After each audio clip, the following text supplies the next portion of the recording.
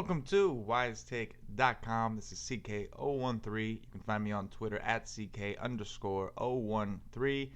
It is Thursday, February 2nd, 2017.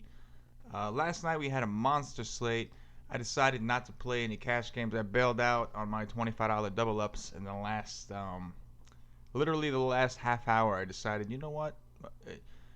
I think it might have been. I had a hunch that KP was going to play, which made me not like Melo as much. And then I realized that outside of Isaiah Thomas and maybe Kyle Lowry, there wasn't really anybody that I felt like was safe enough for me. So I decided to cancel it. When there are just too many games like that, what was there, 12? That's a lot. Like, I like 7 games, 8 games, 9 games, even 10, but 12 is just a lot. You really have to, you really gotta dig, and even when you dig, you may find that you completely overlooked this other game, and then what? So there were a couple guys I did like. I mentioned on the podcast I liked Blake Griffin. I was very happy with his performance, and we'll talk about him a little bit today because he's going again today. But on slates like last night, you try to learn even from these from any slate at all. You want to try to learn something, and don't get me wrong, I did well. I only played GPPs and I did fine. I did well, but you still have to learn because obviously I didn't win any GPPs. I didn't win any monstrous prizes, and that's the goal in GPPs, right? So I don't want to just min cash. I want to win. I want to win the top. That's why I play GPPs, right? But there's things that we could definitely learn from last night's slate. For instance, I did call on yesterday's podcast. I said that Golden State and Charlotte was going to be a blowout, and that obviously that wasn't a hot take or anything like that. It was pretty standard. I mean, Vegas set the lines, so just listening to them, you could see that they were predicting a blowout. It made sense. Charlotte was on the back end of a back-to-back. They didn't look good the night before in their game, going all the way to the West Coast, which you got to remember when teams go coast to coast, they struggle. It's easy. I mean, it's not easy. It's easy. It's hard. It's hard for teams to go coast to coast like that. They're human beings. I know personally, I take one day to travel and I'm exhausted. So let alone traveling across the country. If I fly an hour down to like Washington D.C., I'm exhausted. So I'm not an NBA athlete, so these guys are paid millions, so you expect them to handle things, but they're human. And that's the point. They're still human. And last night, while it was pretty clear to me it was going to be a blowout, Steph Curry, I don't think he even played in the fourth quarter. I don't think he played more than 30 minutes. He only played 30. And the game was a blowout from start to finish. There was never a point where it seemed like it was a real game. And they let Curry do his thing against his hometown team, even though the game was in Golden State. And Curry completely destroyed it. I think he had 68 DraftKings points. Completely destroyed it in only a matter of 30 minutes. So I, for one, am somebody who will consistently fade these blowout games because I'm concerned that the guys I like aren't going to get full run. And Golden State is probably the exception to that rule, and that's something that I have to adjust to. Just because they are in a blowout spot doesn't mean they can't get their points in. Now, granted, I don't think that obviously Draymond didn't have that great of a game, and Kevin Durant did well, but nothing to stand out. The two guys that did extremely well and stood out were Klay Thompson and Steph Curry. So maybe you don't want to stack up too many guys from that team that's going to blow somebody out, but maybe it's okay once in a while to play a guy like Steph Curry, to play one or two guys from that team that's going to blow out that other team. It doesn't hurt, and I think that that's something that I have to adjust to. A lot of times I see these blowout spreads, and I don't want any part of it. And today is super interesting that it happened last night because every single one of the 4 games going tonight all have spreads that indicate a blowout. The closest spread today is Golden State at the Clippers, with both teams playing on a back end of a back-to-back. And even then, I think the Warriors are favored by 8, which is the closest, but still not an ideal close spread. Right? You want a close game like a 2 or a 3.5 spread, something like that. That's what you're looking for. So, it's ironic that last night's, the lesson that I received from that entire slate was that you can't always fade these teams who are predicted to blow out another team because you're worried about the run. because a guy like Steph Curry, which we should have known, is capable of putting up 70 points in only 30 minutes. He's capable. If he's on, he's on. So now, Steph Curry would not have been a guy that I would have put in cash. He would not have been a guy that I would have had heavy exposure to or clicked the lock button on as GPPs. But he's a guy that should have been in my player pool, and he wasn't. Him and Clay were not in my player pools at all, despite good matchups. And because of the fact that there was a 14 spread, I stayed away. And even though I did well, I obviously could have done a lot better if I had the top scorer from DraftKings last night, who was Steph Curry. So there's always something to learn. Even when you win, doesn't mean you can't learn. You got to keep learning, and you got to see what's working and what's not working. I think it's ironic that last night's stud basically was Steph Curry and in a blowout, and yet today we have 4 games that are pretty much listed as blowouts, including Steph Curry yet again in another spot against a Chris Paul-less Clippers. So like I said, there's always things to learn. The late night value yesterday, that was the big moral that I was trying to take in yesterday, and it happened a little bit, but not enough. Like there wasn't really a guy like. Obviously, we pointed out JaVale McGee and about how he's a 1.3 projected points per minute guy, and you saw he didn't play a lot, but when he played, he was producing. I think he had like 4 blocks in like the first half in 11 minutes. He had like 4 blocks in 11 minutes. That's like, so. You know, sometimes even though you really might not want to play a guy like that, sometimes you have to. And maybe this slate is like that. Maybe it's not. We'll talk about it a little bit. There's only 4 games, so I'm not going to rush right into the game and into the breakdown because there's not even all that much to discuss. But excuse me. But yeah, so win or lose, you want to take home a lesson. And the lesson yesterday's podcast was obviously entitled something about you have to play the late night value. It's true. And last night I was kind of hoping for that. We did WiseTake live yesterday, and I apologize for those of you who watched. That's not the quality show that I'm looking for. Obviously, I was having technical difficulties with the computer, so I couldn't tell if I was breaking up. I couldn't tell if people could hear me. So we're going to try it again next week, and hopefully it goes a little bit better. But it was... The point of it is I was hoping that we would find out a guy's out. And we did actually get some news. Although I think we found out later that Kristaps was playing. Kristaps was announced that he was playing. So that was a situation where I thought I had some value in a guy like Carmelo Anthony. And when I say value, Carmelo was 7,500 on DraftKings. He was like 85 on FanDuel. So I'm not talking about value as in cheap. I'm talking when I say value, obviously Yogi, that was value. I took Yogi, and despite having, I think, probably the worst first half I think you can imagine in the DFS community, he picked it up in the second half and he got it done. And he did justice for me. He did fine. 4K, and I think he got 25 or 26 DraftKings points. So that's fine. I can live with that. But you can't run from these value guys. Yogi is a guy that has been producing. His price is 4K or less, and he's playing not just starters minutes, but he's playing like they have no other point guard, because they really don't. So you got to think about things like that. Guaranteed minutes is not guaranteed money, but it's the closest that you could look for in a DFS lineup and a DFS slate. You want that. And last night was a situation where there wasn't really a marquee indicator on, okay, you have to play this guy.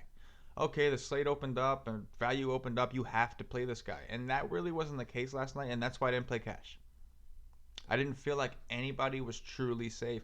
Even the Knicks, like Brandon Jennings, I did play a lot of Brandon Jennings in my GPPs, but I didn't even feel comfortable putting him in cash, even though he did fine, just because the Knicks have got to be exhausted. And you saw with Carmelo Anthony, and I had a lot of Carmelo exposure until they said Porzingis was playing. And I said that on the podcast. I said if KP plays, play KP and fade Melo.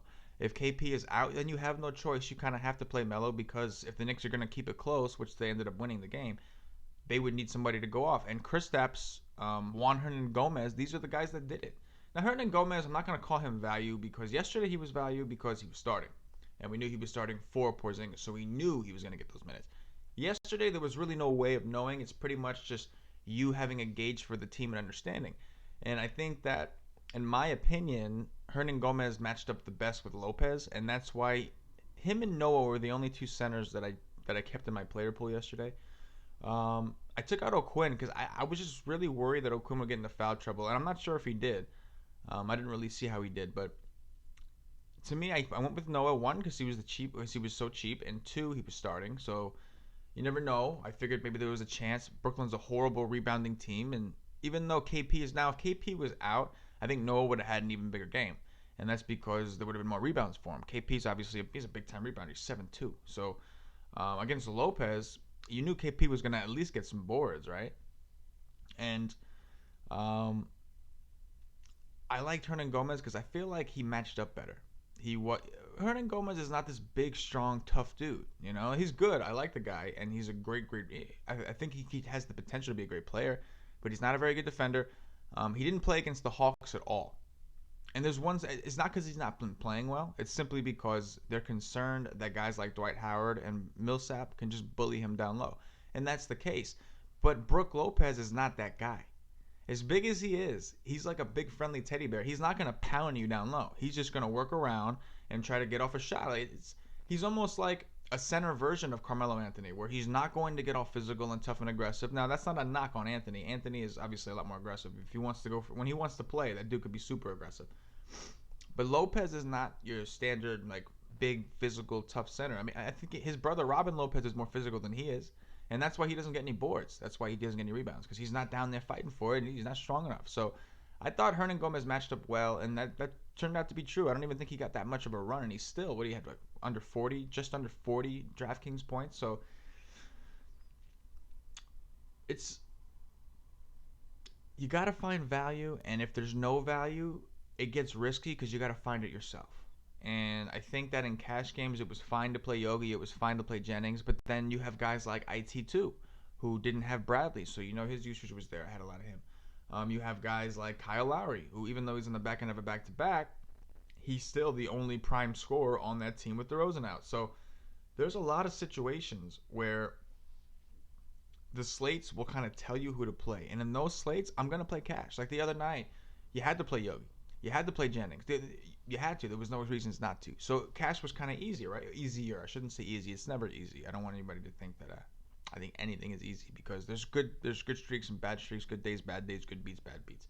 But on slates like last night, how could you play cash when even your main core options of guys who are supposedly safe are there's just so many of them, and you can't decide which one you want, right? Like, yeah, you want to go cheap, but if you take Brandon Jennings and Yogi Ferrell just for position's sake, then how are you going to squeeze in IT2, Lowry, and yeah, I guess that's it. As far as like your safe, like demanded production, and the other thing is even small forward, like with Porzingis out, you're thinking, okay, I have a lock here with Carmelo, right? Nice and easy. But then Porzingis is playing, and now you don't have that either. And now you have a tired Carmelo Anthony against a bad Brooklyn Nets team in a situation where he probably doesn't have to do as much, and he didn't have to. The rest of the team picked it up for him. His bench even picked it up for him. So there's a lot of things you got to consider. And on top of that, last night, something that I forgot to even look at before the podcast, I didn't even notice it till after I already had the podcast up, was the Knicks were playing again. The Knicks were the night before. I forgot to mention it, and that was that the Knicks had a back-to-back. So we watched Carmelo stay in there and chuck away for everybody in the DFS world, and then you expect him to come back the next day and do it again, especially after Kristaps Porzingis was playing, and you really don't have to at that point. So we try to learn lessons from every slate. Every slate, whether you win or lose, there should be lessons that you could learn. That's the bottom line. Now we're going to get into today's slate, and it's not the prettiest. We talked about that. So we got the Lakers at Washington. We got Atlanta at Houston. We got Philadelphia at San Antonio, and then Golden State at the Clippers. So we'll start off with point guards. Right, and right now I'm going to look at FanDuel just because DraftKings, a lot of these things are flexible. Obviously, you could play Harden at point guard if you'd like. So John Wall is 10-8 on FanDuel, and you know what? I think I am going to try to pull up DraftKings. Oh, it looks like I do have it up. John Wall is 10-4 on DraftKings. So normally this would be a situation, it's a blowout where I would say nah, I'm gonna pass, right? But we have a slate with 4 games, all pretty much slated to be potential blowouts. So you kind of have to consider a guy like Wall, even if you don't want to. Even if you don't want to, you kind of have no choice. Now, my issue with this game is they're playing a team. So let's take a look at the Lakers right now, right? The Lakers are playing from they're from the West Coast. They're coming all the way out east, and they're one of the worst defensive teams in the league, right? So what does that tell me? That tells me that Wall doesn't necessarily have to have a good game for these guys to dominate. That tells me that pretty much everybody on Washington, literally everybody, at least their starting five, is in play, right? You can take Wall, you can Beal's in a good spot here. Beal's probably my least favorite, but still, Markieff, Otto, they're all pretty logical plays because on the other side, when you look at the other side, even if Randall plays, like let's talk about that first injury wise, right? Even if Julius Randle plays, the Lakers are still among the worst teams in the league, DVP wise, against power forwards. So Randall is great, don't get me wrong, but he has not proven to be capable of really doing anything defensively. So, man, I don't know why this thing is going. There we go. Okay. So that's John Wall. So do I think he's in play? Yeah, you could take a shot on him. He's 10-8, and this is a slate where 4 games where there's not a lot of options, and you might have to buy your points. And John Wall, I think, is significantly far apart. Like, I don't think that D. Russell can have a good game as Wall. I don't think that Rivers is going to have a good game as Wall. So, yeah, so it's feasible. You have to consider him. Steph Curry, I would imagine people are going to be all over Curry today because of what he did yesterday. Assuming he plays, this is a back-to-back. I'm assuming Golden State plays their guys because most of their starters didn't have to play that long yesterday. So I think Curry's going to be the guy people will go to. And that's fine. I get it. That's completely fine. It's got if you think about it logically, it's got the closest spread of the night. They're on a back-to-back with the Clippers, who are supposedly a good team. Blake Griffin, everybody just watched Blake Griffin go nuts yesterday. So it makes perfect sense that people would want to go there. I don't know for sure if I want to go there. I don't like to take a guy after he just hit his ceiling, and I think Curry definitely hit his ceiling last night. So I'm not saying I'm going to fade him completely. I just don't know if I'll go there. But it's logical. It's completely logical. He's going to be, in my opinion, he's going to be chalkier than Wall just simply because, especially on DraftKings where he's only 8,700, it just kind of makes sense, right? It just kind of makes sense. So we got Wall, we got Curry. You can play a guy like Schroeder. I'm not interested in him. It's a pace-up spot, so you think there's more opportunities, but I'm not too interested. You got D'Angelo Russell at 6,100, who is coming off a pretty good game. His first game back, he played, I'm pretty sure he played well. I rostered him a little bit, but just in GPP, so, I had a line up. Yeah, he had 47.4 FanDuel points against Denver. So he's coming off a great game. Normally, I don't mind targeting point guards against Wall, but lately they haven't done so well. I don't know what it is, but lately I don't necessarily think that it's because Wall's not the best defender. He's not bad, but he's not the best defender. But somehow these other point guards, when I've tried to target people against them, haven't been able to pull it off against them. So I don't know, for whatever reason. Washington is red hot right now. I'll say that. Washington is red hot right now, and I would think they're going to thrash the Lakers. A young team going out east, it's tough for anybody. So I think Russell is okay. I don't know if I'm going to go there, but he's okay. McConnell's interesting at 59. I'm interested to see if the Spurs rest anybody. I don't think they will, just because they don't play again until like Saturday or something like that. They have a day off, or maybe Sunday. They have at least one day off, so they don't really have to. But if they wanted to, for the sake of the grueling season in general, just to get their guys an extra day off or so, they could. So it's possible, but I'm not crazy about McConnell either way. Rivers, I think, is interesting. He's 5,800 on FanDuel. I'm not quite sure what he is on DraftKings. He is 64. Wow, 64 for Rivers. Wow, on DraftKings, really? I didn't even notice that. That's interesting. Rivers has been playing well. Now, he didn't play that much against Phoenix, which is a little weird. I don't know why he didn't play that much, but he didn't. I guess maybe Feldman was doing better. I don't know. But he really didn't play that much. He played 28 minutes. He still got 27.4 FanDuel points, but he didn't play that much. So I think maybe he might get a little bit more of a run today because the Clippers are going to have to score. And Raymond Felton is fat and out of shape. And And I don't see a world where he keeps up with a guy like Curry. So I think they might need Rivers a little more today. So I do actually like Rivers a little bit. Patrick Beverley, 5,200. Is he a huge producer? Does he got monstrous upside? Not really. Is he cheap? Yeah. Is he gonna play minutes? Yeah. Does he have a good matchup? Yeah. So I think he's certainly in play. Um, I mean, value wise, there's not much. There's really not. I don't think there's really. You could go maybe Sergio. I'm just kidding. I wouldn't do that. I really don't know. And maybe we'll hear some news later that somebody's out. Obviously, the start of the night is going to be Harden. He's 12K on FanDuel, 12.4 on DraftKings. So Harden's going to be the guy you want. Atlanta's terrible against point guards, shooting guards. They're terrible against guards in general. Harden plays both. He's home. He's coming off a game where he played pretty badly.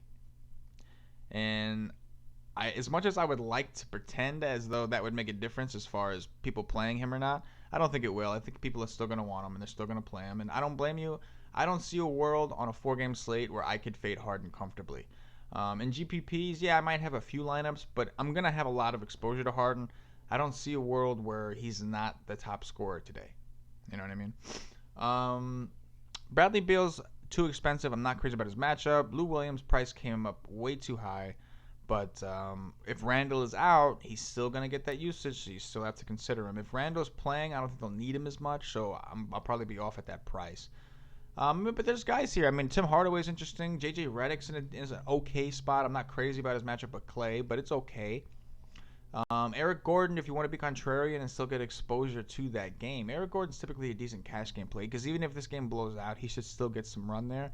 Guys like Jamal Crawford. But again, I'm looking at shooting guard, and there's really not a lot of value. And that's what's going to hurt you when you try to play these expensive studs, is not finding value. So as of now, maybe you do have to go a more balanced approach, because even small forwards, Kawhi is 10-1. Durant is 10-7. You can simply play a guy like Otto Porter, who's in a phenomenal matchup at 6,700. I'm talking FanDuel. Trevor Ariza, if Thabo is out, they have no real strong defender. So then who's going to stop guys like Harden, Ariza, if you want to play Harden, correlation play right there. You can play a guy like Sam Decker maybe if you want, but these aren't like super safe kind of plays. These are all GPG kind of plays. So if you're looking for those safe kind of plays, so far it's been pretty ugly. Blake Griffin on DraftKings, I think, is still in play at 77, but on FanDuel, he's way too expensive at 92. The guy had one good game. He had one good game since coming back from injury, and you jack him up to 92? That's ridiculous. I like Millsap a lot today. I think Millsap is in a great spot. Who is a power forwards for Houston? Don't get me wrong. I know Houston's been decent at protecting the rim, but Millsap can shoot from anywhere, right? So I like Millsap. I think people are going to be all over Ryan Anderson at 5,900 because of what he just did. And Ryan Anderson can do that once in a while, but he's not really doing that on a consistent basis. Yeah, he might have had a couple good games in a row, and I get that. I'm not taking it away. I don't see a world where Anderson is putting up 50 to 60 every night. Like, even the run that Markieff went on, I don't see Anderson going on that kind of run. I just don't. LMA's in a good spot. Who's going to stop him? Problem is a 14-point spread, but maybe you can't let that scare you off. I'm not crazy about Draymond against Blake. I think Markieff is in a really good spot, but on FanDuel he's 7,500. I don't know what he is on DraftKings. He's 68. I much prefer the 68. I'll take him at 68, but 75 for Markieff. This was a guy that nobody could trust just a little while ago, so that's pretty interesting. Randall, if he plays, yeah. If he plays, I'm all over Randall. Even though he's sick, I don't care. I'll still play. He got pneumonia. That's pretty serious. It's not like some little slouchy thing. But yeah, I mean, on a slate like this, there's not many options. Where are you going to go? Like, where else are you going to go? So, listen, man, we're grasping for straws on a 4-game slate. This, not just the 4-game slate, but this 4-game slate happens to be ugly. And ugly in that there's guys in good matchups. It's just which teams are going to keep it close enough for you to maximize your upside to cash. You know what I mean? Ersan, phenomenal play because they have to play him. And with Embiid out, Embiid, from what I understand, didn't travel with the team. So Ersan, 5,700. He's probably the best value I see so far. Maybe David Lee. David Lee's in a pretty good spot at 54. Nerlens Noel is 62 on FanDuel, and he hasn't really been getting the run. That's concerning to me. He really hasn't been getting the run. I mean, again, I'm looking at the no real value. So, in my opinion, the value might have to come from the center spot. I guess at the power forward, if Randall's out, you can consider a guy like Nance. But He didn't really get as much run as I thought he might last time when Randall was out. On FanDuel, they bumped up Zubac, right? So if Randall's out, I think Zubac is still a pretty good play. He did okay for people last time. I don't think he really burned anybody. He may be chalky. He's 3,900 on DraftKings. He's 47 on FanDuel. But if you're looking for value, I mean, the only other guy really that, as of now, things can change, and things may change, and things probably will change. We may find out more information that opens up a guy. But JaVale McGee, 3,500. Let's see what he did last night. He's 35 on FanDuel. I want to see what he did last night. So last night, he only played 17 minutes, and he still got 20.8 FanDuel points. He started, but he didn't really get much run. So that's a concern. Can you trust the guy that's not going to, even in a situation where the starting center is out, he still only got 17 minutes. Can you trust a guy like that? Against Drummond? See, there could be a mismatch. If they play Green at the 5, then who are they going to play at the 4? Because if they don't trust McGee to play up against Jordan, and then they play Draymond there, then who's going to match up against Blake? They kind of can't. They kind of have to put Draymond on Blake. So maybe he will get more run today. Maybe that's why he only played 17 minutes last night. So he's an option. He's worth considering. But again, you don't feel too safe unless you know the minutes are going to be there. Yeah, you could throw him in a GPP, but you're not going to feel safe throwing him in cash unless you know the minutes are there. Jahlil Okafor is another guy that's interesting as far as value. 24 minutes against Dallas. So he appears to be the one that they prefer to go with. And that was the case in the beginning. I don't know where we all kind of strayed. Okafor was injured, and that's why Noel was getting all those minutes. But we've kind of seen him come back down to earth, and he played 17 minutes against Dallas. That's it. And even when Okafor was out and he was crushing, he never played 30. So they're not pushing this guy too hard. They probably want to keep him healthy so they could potentially trade him. I don't know what the case is. But yeah, so my point is, and there's other guys we can talk about today. My point is, as of now, you've got some of these studs, but you don't have value. So as of right now, it would kind of be hard to go stars and Scrubsy. And that's the importance, again, of late night value. Because if we find out that some more value opens up, if we find out the Spurs may be arresting some guys, if we find out Golden State maybe arrest somebody, that could potentially open up value to allow you to go like a stars and Scrubsy approach, where I think a lot of people feel more comfortable with, because they want to play Harden, they want to play Wall, they want to play these high tier expensive guys. But in order to do that, you got to have value that makes sense. And as of right now, I don't really see too much. Now, we have to do research, right? Like, I'm taking a quick glance. It's a 4-game slate, so I didn't do the research the night before I would normally do, because it's only 4 games. And I wanted to talk a little bit more about what lesson we learned the night before. So pay attention. If you're gonna play tonight, you're gonna have to stay on that computer, on the computer or your phone or whatever you use to make and set your lineups, and you're gonna have to just wait and see what opens up. And I can tell you right now, if value opens up, if there's enough value that opens up that I can feel comfortable playing these guys in cash, I'll play cash games. If it's a situation where I don't, and I just can't find that guy that I feel super safe with at a cheap price, I probably won't play cash. I'll probably just play GPPs again. But that's going to do it for our position by position breakdown. And I know we haven't been talking too much about players. That's because I've noticed, and in these kind of slates, if there's a guy I really like, I'll say it. On this kind of slate, there's not really a guy that pops out to me as other than Harden. I think James Harden. He's the only guy that I could pretty much. James Harden. He's coming off one of the worst games of his career. He's in a fantastic matchup. He's at home. I love Harden today. There's concern there with him too, though. He's not even super safe right now, right? He had a dud yesterday. Atlanta just got blown out yesterday. I don't know if they ended up coming back, but anyway, pay attention to the value. Maybe things will open up. If we find out Curry and Draymond are out, obviously that's going to make Durant an epic play. So that's what I mean by security. Security and usage, security and minutes. That's the kind of things I'm looking for cash games. So if something like that doesn't open up, I won't play cash. But anyway, thanks for watching. We really appreciate it. It's a 4-game slate, so we did what we could. And you could follow me on Twitter again at CK_013 or the WiseTake Twitter at Wise_Take. If you're watching on YouTube, please hit the like button. Please subscribe to the channel to get our podcast Monday through Friday. If you're listening on Podbean, give us a follow. Give us some comments, some feedback. We appreciate that. If you're listening on iTunes, subscribe to the channel. Leave us a review. Rate us. We really would appreciate that. We do appreciate all your support. If you're not a member of WiseTake.com, go ahead and sign up. It's a free membership. You get access to our free raw projections, our free raw cheat sheets, just to give you a starting point, give you some information. You get access to our forums. We're trying to get that going so that we can have a little, a nice little community. Talking to as many other DFS players as possible is how you learn the most. So, that's what we try to do. So, anyway, that's going to do it for me. Again, I do appreciate all you guys for watching. I appreciate the likes you guys give. I appreciate the feedback. Love hearing the feedback. I will say tomorrow's podcast is going to be a little bit more in depth because we have more games.